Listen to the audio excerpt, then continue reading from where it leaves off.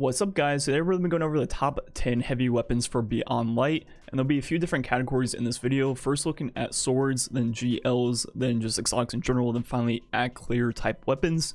And pretty much the entire season of Arrivals, the Fallen Guillotine was by far the best option, but it's going to be receiving a nerf, which I'll talk about here in a second. So the DPS options in the heavy slot should be shaken up quite a bit. So we're just going to be looking at some of the top options going into Beyond Light. Obviously there'll be new stuff in Beyond Light that will be among these options, but just with what we have right now. So first, look at the Guillotine with the God Roll. This was the meta pretty much this entire season, but it's going to receive a 24% nerf to its heavy attack. And they note Fallen Guillotine will continue to be slightly above average, just not to the extent that it is now. So their goal with this change is to put Guillotine in line with pretty much all the other swords in the game and not have it stick out by as large of a margin as it does right now.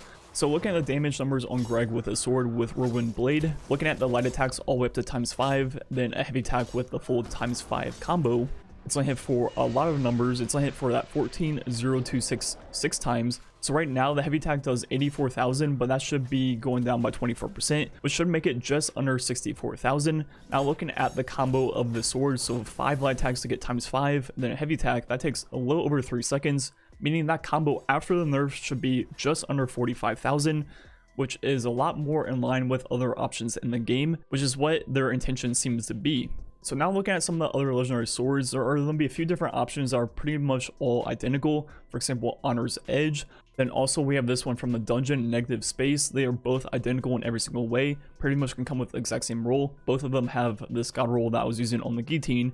And finally we're going to look at the Temptations Hook also, which is the Bolt Caster with the exact same roll just as the other two swords. So first one I want to look at is the Negative Space with that God roll that I mentioned.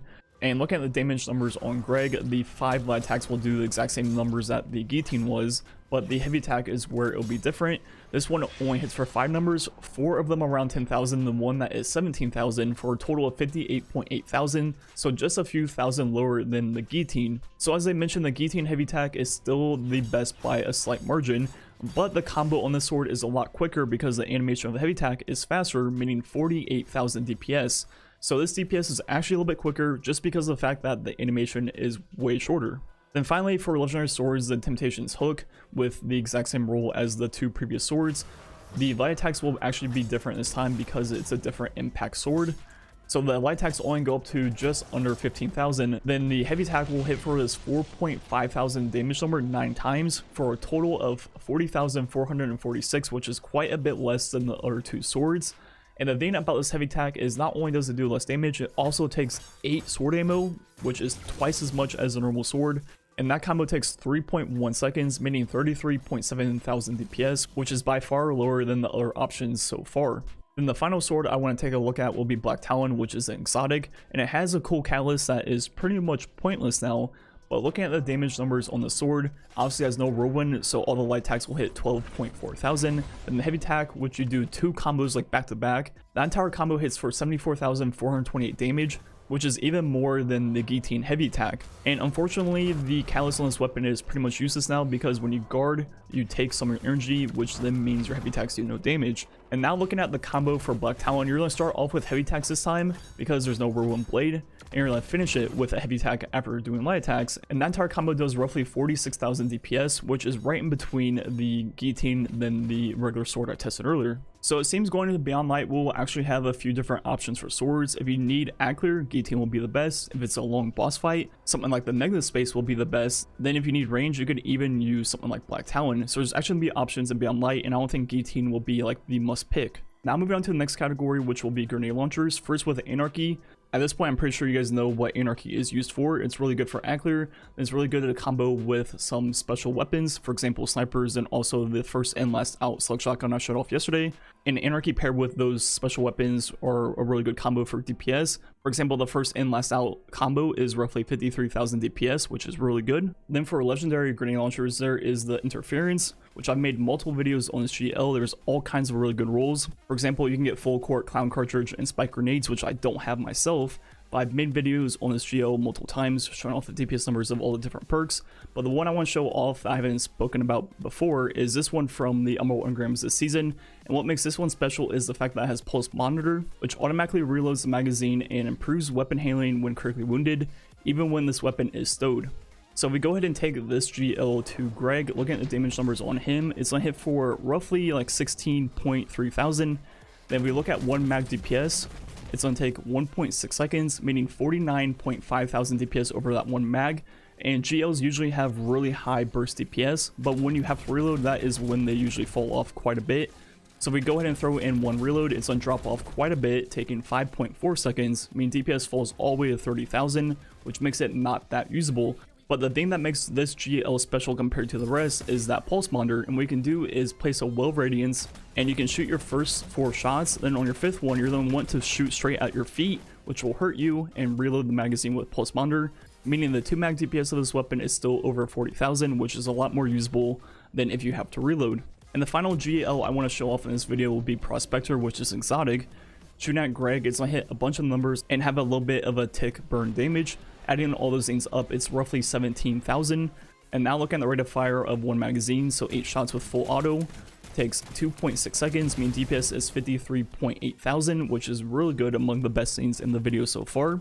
But just like the other GL, if we have to reload once, and it's going to be more than just a burst damage boss fight, so shooting off 2 magazines or 16 shots, that's going to take 7.275 seconds, meaning DPS falls to 38.8 thousand, which is still not too bad, but there definitely are better options for sustained DPS. Now moving on to some of the other exotics that are really good for DPS. First was Xenophage, which is probably the easiest weapon in the history of the game to use, maybe besides like G-Horn. And it hits for 15,322 on Greg. And we go ahead and shoot off 1 magazine with this weapon, or 13 shots. It's gonna take quite a while at 5.987 seconds, meaning the DPS is 33,000, which definitely isn't that good. But like I said, it's insanely consistent and it's pretty much impossible to mess up.